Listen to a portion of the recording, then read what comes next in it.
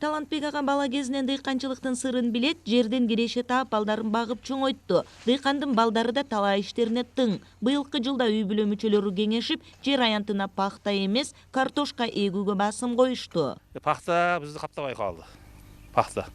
Пахтадан болбой калды. Жүдө мехнат көпөйүп кетти.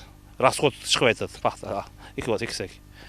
Ашинге мана харекин көтүп алды. Дехканчы машина жакшы болуп каптап атат. Күздүк айдалган жер аянттары дарыланып, жер семирткич берилип, андан соң эгүү иштери башталды. Мурунку жылдарга салыштырмалуу пахта аз эгилди. Дыйкандар жашылчага басым жасашууда. Айдоо эгиндерибиз 300 гектардан ашык жазгы айдоо эгиндер эгилди.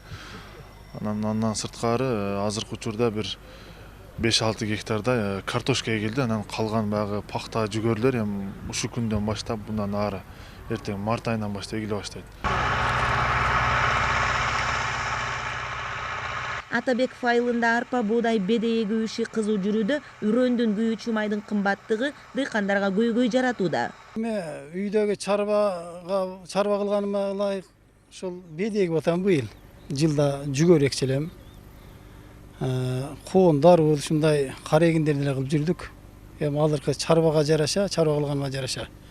Азыр беде эгип атам. Ушу быйылкы жылы беде эгейин деп турам. Пахта эгип көрдү дыйкандар, өзүн-өзү каптабады.